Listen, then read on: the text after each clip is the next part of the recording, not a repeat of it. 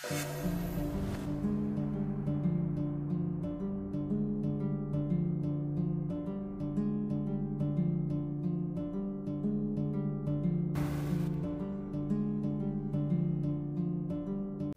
January 16, 2024, bandang alas 8 ng gabi, umuwi galing trabaho si Ichiro Takahashi. Nagpark siya sa harap ng kanilang bahay at napansin niya na ang sasakyan ng kanyang ama ay nandun din nakapark. Nagtaka lamang siya dahil umaga ng araw na yon bago siya umalis papuntang trabaho ay nakapagsabi ang kanyang ama na magpapacar wash ito. Ngunit sa nakikita niya ay parang hindi pa naman nalilinis ang sasakyan. Nung una ay inisip ni Ichiro na baka nakalimutan lang ng kanyang ama kaya binaliwala niya lang yon. Karaniwan sa mga oras na yun ay naghahanda na ng hapunan ang kanyang ina sa first floor ng kanilang bahay at naririnig niya na yon pagkapasok pa lang. Ngunit sa sandaling yon ay napakatahimik ng bahay at walang ilaw na nakabukas. Ang tanging naririnig lamang niya ay ang tahol ng aso. Pagkabukas niya ng pinto ay agad siyang yumuko para tanggalin ang kanyang mga sapatos. Pero nung akma na siyang kukuha ng tsinelas ay napansin niyang may mga dugo sa sahig. Nagulat si Ichiro at alam niyang may masamang nangyari.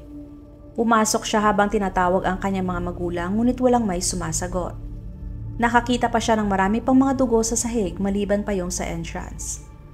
Umakyat sa pangalawa at pangatlong palapag ng kanilang bahay si Ichiro para suriin ang mga kwarto, ngunit wala doon ang kanyang mga magulang. Balisaman ay sinubukan pa niyang tumawag sa kanila ngunit nakapatay din ang kanilang mga cellphone. Dahil sa hindi niya alam kung nasaan ang kanyang mga magulang kay nakapagdesisyon si Ichiro na tawagan ang bar ng kanyang ama. At nalaman niya mula sa mga staff na hindi ito nakapunta ng buong araw. Tinawagan din niya ang kapatid niya na babae ngunit hindi rin daw niya nakita ang mga ito. Sa hinala na baka maaring kinidnap na ang kanyang mga magulang kay tumawag na si Ichiro sa mga pulis bandang 8:50 ng gabi. Nang matanggap ang ulat ay agad na dumating ang mga pulis sa kanilang bahay at isinarado ang area. Ayon sa statement ni Ichiro na nung umaga bago siya pumunta sa trabaho, bandang alas 8 ng umaga ay wala naman siyang nakitang kakaiba sa ikinikilos ng mga magulang at wala naman siyang may nakitang pangkaraniwang palatandaan. Pagka-uwi niya ay doon niya na lang nadiskubre na nawawala na ang kanyang mga magulang. Ang kanilang bahay ay malinis pa rin maliban na lamang sa mga dugong kumalat sa sahig at wala ring may nawawala na mga gamit. Gayunpaman ang cellphones ng kanyang mga magulang ay hindi na nahanap. Sinuri din ng mga pulis ang phone records ng mga magulang ni Ichiro at ang huling signal ay na-detect sa kanilang bahay. Ngunit sa puntong yun ay walang clues tungkol sa kaso maliban na lamang sa pagpapalagay na sila ay kinidnap. Isang araw matapos mawala ang mag-asawa ay nagumpisa ng suriin ng mga pulis ang mga surveillance camera sa palibot ng bahay ng mga Takahashi. Inobserbahan nila ang mga galaw ng mag-asawa nung araw na yon. Sa camera ay nakita na alauna ng hapon ang ama ni Ichiro na si Tokuhiro ay lumabas ng kanilang bahay ngunit agad naman itong bumalik. Makalipas ang kalahating oras, ang ina ni Ichiro na si Nishimi ay lumabas din at nakabalik bandang 4:30 ng hapon at pagkatapos nun, ni isa sa kanila ay hindi na muling nakita. Nagtanong-tanong din ang mga pulis sa mga kapitbahay ngunit lahat sila ay sinabi na pagkatapos ng 4:30 ng hapon noong araw ng insidente ay wala na silang nakita pa na lumabas ng bahay. Matapos makakalap ng sapat na impormasyon tungkol sa dalawang nawawalang tao, ang mga pulis ay nag-issue ng missing persons notice. Si Tokuhiro ay 55 years old at nagmamay-ari ng isang bar malapit sa Nishirai Station. Ang kanyang bar ay matatagpuan sa lugar kung saan ay may maraming mga bars at club. Ngunit ang kanyang bar ay halos 20 years nang bukas at kilala sa distritong yon. Kahit na hindi ganoon kalaki ang bar ay nakakaakit ito ng maraming lalaki na kliyente na karamihan ay nasa edad 50. Kadalasan ay lumalabas sa gabi si Tokuhiro para pumunta sa kanyang bar at nasa bahay naman ito buong araw. Sa makatuwid, halos lahat ng kanyang kakilala ay mga suki din ng kanyang bar. Siya ay inilalarawan na gwapo at mabait. Pag may customer siya na hindi nakakaabot ng train at hindi nakakauwi ay sasamahan niya ito sa kanyang bar hanggang umaga. Maliban sa kanyang bar ay mahilig din si Tokuhiro sa mga sasakyan. Kasunod ay ang kanyang asawa na si Nishimi, 52 years old, isang housewife, mahiyain at hindi masyadong palakaibigan ngunit magalang sa lahat. Kahit ang kanilang mga kapitbahay ay nagsasabi na ang mag-asawa ay napakabait. Bagamat nagpapatakbo ng bar na nauugnay sa mga iligal na aktibidad ay hindi naman sila nasangkot sa away o iskandalo dati. Kaya ang insidente ay hindi masasabing dahil sa awayan sa negosyo. Natapos ang 2 araw ng imbestigasyon ng walang anumang mga bagong leads. Ang mga pulis ay nagumpisa ng paghinalaan si Ichiro na siya nag-report ng krimen. May isang tao nakapagsabi sa mga pulis na nakita niya nagtatalo sina Ichiro at mga magulang dahil sa issue sa pera. Dahil di umano'y nakahiram si Ichiro ng malaking halaga sa kanyang ama. Ayon pa sa isang kamag-anak, si Ichiro at Tokuhiro ay nanghiram ng $500,000 para ibili ng bahay sa Shinjo, Midoricho. At hindi pa malinaw kung sino nagmamay-ari ng bahay. Dahil doon kaya nakapag-isip ang mga pulis na maaring sinakta ni Ichiro ang ama dahil sa pera. At dahil maaaring nakita ng kanyang ina ang ginawa kaya pinatay niya na rin ito. Galit na galit si Ichiro at inamin niya na nakahiram nga siya ng pera sa kanyang ama, ngunit maayos ang kanilang relasyon. At ang niloan nila na bahay ay hindi pa tapos mabayaran. Kit niya na hindi siya ganun kasama para sakta ng sarili niyang mga magulang. Ang ilan sa mga kasamahan ni Ichiro ay nagpatotoo din sa kanyang alibay. Nung araw na nangyaring insidente ay buong araw itong nasa kumpanya kung saan siya nagtatrabaho at hindi ito umalis hanggang sa mag-uwian na. Kaya ang kaso ay umabot sa deadlock. Pagkatapos ng pangalawang araw ng imbestigasyon ay lumitaw ang unang makabuluhang clue. Sa masusing pagsusuri ng surveillance footages ay may napansin na kakaiba ang mga pulis. Ilang sandali nung pagkaalis ni Ichiro sa bahay nung umagang yon ay may nakita na isang babae at isang lalaki malapit sa bahay na parehong nakasuot ng mask. At hindi na sila nakitang umalis hanggang sa naghapon. Pagkaalis nila ay may tinapon sila sa malapit na basurahan at ang kanilang itsura at kasuotan ay tila kahinahinala. Pagkatapos ay agad na sinuri ng mga investigador ang basurahan at nakita nila ang itinapon ng dalawa.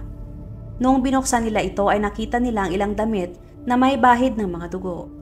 Agad nilang pinadala sa forensic lab ang mga damit para ma-examine. Nang mapagtanto ng mag-asawa ay maaring pinatay sa kanilang sariling tahanan, kaya pinaigting ng mga pulis ang kanilang pagsisikap sa paghahanap. Hinukay nila ang garden sa likod ng bahay at nagpa-deploy ng mga search dog. Bandang alas 6 ng gabi habang metikulosong naghahanap sa lahat ng sulok ng bahay ng mga Takahashi mga pulis, ay nakaamoy sila ng kakaibang amoy na nagmumula sa sahig ng storage room. Nang matuklasan nila ang isang nakatagong espasyo sa storage sa ilalim ng sahig. Inangat nila ang floorboard at nakakita sila ng 2 malalaking garbage bags. Noong binuksan nila ang mga bag ay nasindak sila sa nakita. Kada bag ay naglalaman ng katawan ng tao na parehong may mga maraming saksak. Agad na ipinaalam ng mga pulis kay Ichiro ang natuklasan. Noong nakita ni Ichiro ang nilalaman ng mga garbage bags ay halos nanginig ang buong katawan niya. At ang kanyang pag-asa na buhay pa ang kanyang mga magulang ay nasira. Sa lumabas na autopsy reports ay ipinahiwatig na si Tokuhiro ay nagkaroon ng higit sa 10 saksak, habang si Nishimi naman ay 8. Sila ay 2 araw ng patay. Pagkatapos ng insidente ay naging balisa na si Ichiro. Nag-leave siya sa trabaho at determinado siyang hanapin ang mga salarin at para makuha ang hustisya para sa kanyang mga magulang. Sa kaparehong araw ng pagkatuklas ng mga katawan, ang mga dugo na nakita sa damit na nakuha sa basurahan ay ipina-examine at nag-match din sa mag-asawa. Ganon din ang mga dugo na nakita sa loob ng bahay. Sa konklusyon ng mga pulis, ang babae at ang lalaki na nakita sa surveillance footage ay maaring may kaugnayan sa krimen. Ipinamahagi ang litrato ng dalawa sa iba't ibang lugar para makatulong sa pag-identify. Kasama na doon ang mga staff sa bar ni Tokuhiro, ngunit wala ni isang nakakilala sa dalawa. Maya-maya lamang ay tinawagan si Ichiro ng mga pulis para tignan ang surveillance footage. Bagaman natatakpan ng mask ang kanilang mga mukha at nakasuot pa ng sombrero, ay agad namang kinilala ni Ichiro ang babaeng bilang kanyang ex-girlfriend na si Hazel Ann Bagisa Morales. Naalala ni Ichiro na hapon nung araw na nangyaring insidente ay nakatanggap siya ng hindi inaasahang tawag mula kay Hazel. Hindi pa ganoon katagal mula nung sila naghiwalay, kaya nagulat siya nung tumawag sa kanyang babae. Dahil nasa lunch break kaya sinagot ni Ichiro ang tawag. Ayon kay Hazel ay gusto niya magkabalikan sila, ngunit sinabi sa kanya ni Ichiro na tapos na sila at maaari na lamang silang maging magkaibigan. Matapos marinig ni Hazel ang sinabi ni Ichiro ay agad niyang ibinaba ang tawag. Bandang alas 5 ng hapon ay sinubukan ni Ichiro na tawagan si Hazel, ngunit hindi ito sumasagot kaya nagpasya na lamang siyang i-text si Hazel kung nasa trabaho pa ba ito. Makalipas ang kalahating oras ay nag-reply si Hazel sa kanya ng, "It's over now." Ibinahagi ni Ichiro na 3 taon ang nakakalipas ay nakilala niya si Hazel na 1 taong mas bata kaysa sa kanya at unti-unti ay naging malalim ang kanilang relasyon. Sa mga panahong yon ay madalas silang pumunta sa kung saan-saan at saad pa niya ay madalas din na nanghihiram ng pera sa kanya si Hazel. Lagi naman siyang binibigyan ni Ichiro. Dinala pa niya si Hazel sa kanilang bahay para makilala ng kanyang mga magulang. Nung una ay nagustuhan nila si Hazel. Ngunit nung nag-propose na ng kasal si Ichiro kay Hazel at umaasa siyang susuportahan siya sa pinansyal ng kanyang mga magulang, ngunit tahasa silang tumanggi. Nalaman din ng mga magulang ni Ichiro na may utang si Hazel sa kanilang anak na nagkakahalaga ng $828 o halos 48,000 sa peso. Kaya mahigpit na tuto sila na ipagpatuloy ang kanilang relasyon. Si Nishimi ang partikular na matigas at ang mapilit na dapat bayaran kaagad ni Hazel ang hiniram nito kay Ichiro. Dahil sa matinding pagtutol ng kanyang mga magulang sa kanilang relasyon, kaya nakapagdesisyon si Ichiro na tapusin na lang ang sa kanila ni Hazel. Ngunit ayaw ni Hazel at ayaw din niyang ibalik ang pera. Sa mga oras na yon ay wala kay na Ichiro o kahit ng kanyang mga magulang ang mag-aakala na ang pagtutol pala nila sa relasyon ng dalawa ay ang siya nagimit siya ng kanilang kasawian. Matapos makuha ang bagong testimony ni Ichiro, ay kinilala ng mga pulis si Hazel bilang pangunahing suspect sa motibo ng paghihiganti sa pagkontra sa kasal niya kay Ichiro. Ang mga pulis ay nakakuha din ng karagdagang surveillance footage at nadiskubre nila ng apartment ni Hazel ay halos 500 meters lamang ang layo at 10 minutong lakad lang mula sa bahay ng mga Takahashi. Ngunit nung pinuntahan ng mga pulis ang kanyang apartment para siya i-arestuhin, ay nakaalis na si Hazel at walang may alam kung saan siya pumunta. Wala ring makapagbigay ng alibay para sa kanya. Isang kaibigan ni Hazel ang nag-ulat na noong gabi ng January 17, 2024, nakita niya si Hazel sa isang convenience store. Sa oras na yon ay nagmamadali siya naghahanap sa mga istante habang halos pabulong na nagsasabing, "Bandage, bandage." Nilapitan niya si Hazel para batiin, ngunit hindi siya pinansin. Pagkatapos ng isang yugto ng pagsisiyasat ay sa wakas ay natunto ng pulis si Hazel at natagpuan siya sa isang lodge sa Fukushima Prefecture. At noong madaling araw ng January 19, 2024 ay inaresto si Hazel sa lodge.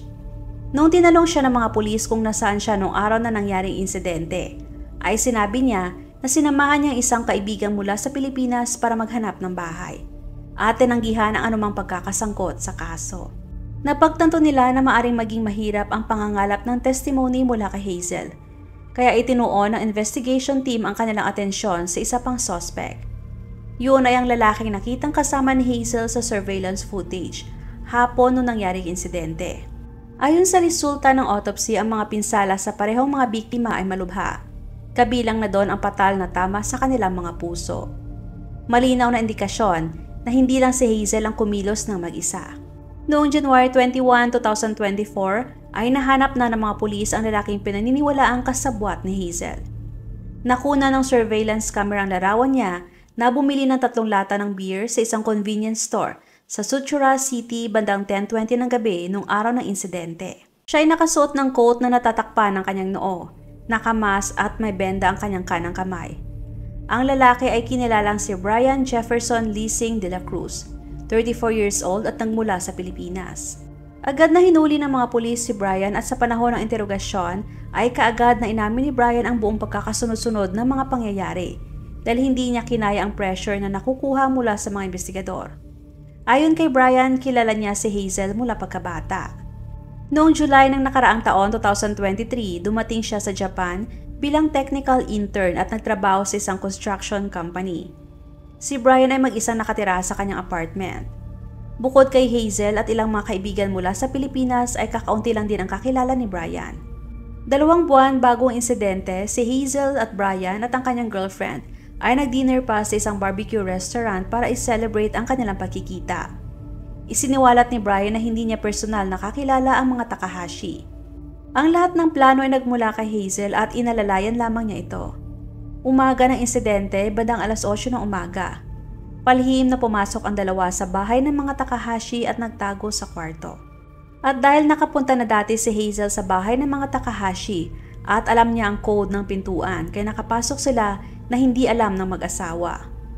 Sa oras ng tanghalian, habang nagtatago sa bahay si Hazel, ay tumawag siya kay Ichiro. Bandang alauna ay umalis si Tokuhiro at agad na bumalik. Kasunod noon ay si Nishimi na naman ang umalis. Nung nakita nilang umalis na ang babae ay natake ng dalawa si Tokuhiro na agad niyang ikinamatay. Bandang alas 4:30 ng hapon, pagkapasok pa lang ni Nishimi ay agad na siyang inatake ng dalawa. Nanlaban pa si Nishimi ngunit hindi niya kinayang dalawa lalo pat ilang beses na din siyang sinaksak hanggang sa bawian na lang siya ng buhay. Kaya hindi nasagot ni Hazel ang tawag ni Ichiro dahil sa abala ito sa pagtatago sa katawan ng kanyang mga magulang. Pagkatapos nilang maitago ang katawan ay kinuha nilang cellphone ng mag-asawa. Pinatay nila ito ngunit hindi nila matandaan kung saan nila ito naitapon. Kasunod noon ay hinubad nila ang kanilang coat at nilinis ang katawan at pinunasan ng mga kumalat na dugo gamit ang kanilang mga damit. Pagkaalis nila ay kasuwalang nilang itinapon ang mga damit na nakasilid sa plastik sa malapit na basurahan. Nagtataka ang mga pulis kung bakit hindi kaagad nila inatake ang mag-asawa nung pagkapasok pa lang nila nung umaga. Bakit pa sila nagantay hanggang maghapon? Ngunit kapwa silang tumanggi na ibunyag ang dahilan. Isang teorya ang nakikita ng mga pulis na gustong maghiganti ni Hazel kay Nishimi dahil itong pinakatutol sa kanilang relasyon ni Ichiro. At bilang kasabwat ay sumunod lamang si Brian sa gustong mangyari ni Hazel. Isang posibilidad ang nakita nila na nababahala sila na ang anumang ingay ay maaring makaakit ng atensyon ng mga kapitbahay. Kung aatakihin nila ng sabay mag-asawa ay malamang na may isang makakahingi ng tulong o di naman kaya ay hindi nila kayanin ang pag-atake. Kaya nag-atay sila ng tamang tiyempo na may isang umalis saka umatake. Habang inaatake nila si Tokuhiro ay aksidenteng nasugatan si Brian sa kanyang kanang kamay. Ngunit hindi siya pumunta sa hospital para magpagamot, bagkos ay umuwi na lamang siya sa kanyang apartment. Ngunit dahil hindi naging maingat si Brian at basta na lamang lumabas na hindi nakapaghanda, kaya mabilis siyang na-identify. Sino ba si Hazel Morales? Noong November 2017, ang 23-year-old na si Hazel ay pumunta sa Japan. Dahil sa maganda at bata pa, kaya siya ay nakahanap ng trabaho bilang receptionist sa isang bar at halos Pinay din ang mga nagtatrabaho doon. Yun ang klase ng bar na madalas ay pinupuntahan ng mga foreigners at dati ay isa din sa mga sikat na bar sa nasabing lugar. Simula 1998, ang Japan ay mahigpit na kinokontrol ang mga entertainment establishment na mag-employ ng mga foreign staff. Dahil sa maraming tao na ginagamit sa mali ang tourist visa para iligal na magtrabaho, kaya ang government ng Japan ay pinaigting ang pagsisiyasat nito. Ngunit ang mga foreigners na nag-aasawa ng Japanese nationals ay humaharap lamang sa kakaunting mga restrictions. Sila ay malayang nakakapili ng kanilang trabaho at malaya silang manatili sa Japan ng minimum of 6 months at maximum ng 5 years na pinapangarap ng maraming mga dayuhan. Para makapag-extend ng kanyang pananatili sa Japan, kaya nagpakasal si Hazel sa anak ng may-ari ng bar. Kahit na may ibang girlfriend pa ang kanyang pakakasalan. Hindi pa nagtapos doon dahil minanipula ni Hazel ang pagmamahal sa kanya ng 58-year-old na regular customer ng bar na si Kaminsu Kasu. Isang mayaman na lalaki na kayang gumastos ng halos $138,000 sa isang gabi lamang. Ang mga tao sa bar ay madalas na nakikita si Kaminsu Kasu na nakaupo sa sofa at nakikipag-usap kay Hazel habang nagbubuhos ng inumin para sa kanya. Matapos nila maging malapit sa isa't isa ay nag-umpisa na si Kaminsu Kasu sa pagbili ng mga mamahaling regalo para kay Hazel at lumalabas sila para mag-date. Isang araw ay nagulat na lamang si Kaminsu Kasu nung nag-post si Hazel ng kanyang wedding photos sa social media. Pakiramdam niya siya ay pinagtaksilan. Pinaliwanag sa kanya ni Hazel na kaya lamang siya nagpakasal para makakuha ng mas matagal na residency sa Japan. Ngunit sa isang banda si Kaminsu Kasu ay isa ding maloloko at kalaunan ay naaresto. Di nagtagal ang bar kung saan nagtatrabaho si Hazel ay nahaharap sa malaking problema dahil nalaman na ginagamit ng mga Pinay na paraan ang pagpapakasal para makapagstay sa Japan ng matagal. Umabot sa 26 na mga Pinay ang inaresto ng mga oras na yon. Mabuti na lamang at buntis si Hazel. Ngunit hindi naniniwala ang anak ng may-ari ng bar na siyang ama ng ipinagbubuntis ni Hazel at ayaw niyang akuin ang gastos sa pagpapalaki sa anak. Kaya nauwi sa pag-away at desisyon na mag-divorce. Nawala ng trabaho si Hazel at matapos ng kanilang divorce ay hindi na sila nakapag-usap pa kahit kailan. Taong 2021 ay nakilala ni Hazel si Ichiro at agad ay nagkaroon sila ng relasyon. Madalas na nanghihiram ng pera si Hazel kay Ichiro at hindi naman siya pinipilit ng lalaki na magbayad. kaya naging mas komportable si Hazel kay Ichiro. Matapos nila maghiwalay taong 2024, si Hazel ay nalubog sa utang at tuluyang sumabog. Sinisi niya ang mga magulang ni Ichiro sa lahat ng kanyang mga problema. Iniisip niya na kung hindi sila naghimasok sa kanilang relasyon ay nagpakasal na sila ni Ichiro at ang lahat ng kanyang problema ay nalutas na sana. Ngunit ngayon ang kanyang buhay ay naging miserable. Na siyang nagtulak sa kanya para kausapin si Brian na tulungan siya para sa kanyang mga planong paghihiganti sa mag-asawa. Kahit na malinaw na ang motibo sa pagpatay, sa panahon ng investigasyon ay nagsisihan pa sina Brian at Hazel. Sa mga nakuhang DNA sa pinangyarihan ng krimen ay nagpapakita na si Brian ang salarin samantalang si Hazel naman ang pasimuno at tagaplano. Nang maiulat ang kanilang pagkaaresto, karamihan sa mga kakilala ni Hazel ay nagpahayag ng pagkagulat at sinabi na mukhang normal naman si Hazel at hindi kayang makagawa ng ganong klaseng krimen. Isang babae pa ang nagpahayag ng panghihinayang sa hindi pagpayag na magpahiram ng pera kay Hazel noong nanghiram ito sa kanya. Sa pag-iisip na kung tinulungan niya sana si Hazel na malampasan ang kanyang problema at paghihirap ay maaring hindi ito nakaisip ng masama. Matapos maisapubliko ang kaso ay nakakuha ito ng atensyon ng publiko, lalo na sa Pilipinas. Marami ang bumatikos kina Brian at Hazel dahil sa pagsira sa imahe ng mga Pilipino at negatibong epekto nito sa Filipino community sa Japan. Marami din ang hindi makapaniwala na sa kabila ng maamong mukha ni Hazel ay nakagawa siya ng hindi kanais-nais na gawain. Madami din ang nagsasabi na maaring may pagmamahal pa siya kay Ichiro dahil patuloy pa din siya sa pagkontak sa lalaki. Katunayan na hindi lang kay Ichiro may utang si Hazel. Marami pa siyang utang sa ibang tao. Ngunit bakit siya nakapag-isip na sa mga magulang lamang ni Ichiro siya maghihiganti? 2 buwan matapos matuklasan ang kaso, si Hazel at Brian ay kinasuhan ng premeditated murder. Ngunit hindi pa nasisimula ng paglilitis. At si Hazel ay nananatiling tahimik at hindi pa ibinunyag ang kanyang parte sa krimen. Huwag mag-atubiling ibahagi inyong mga saloobin at komento. And please huwag kalimutang mag-like and subscribe sa aking channel kung hindi mo pa nagagawa. Magkita-kita tayo ulit sa aking susunod na video. Maraming salamat!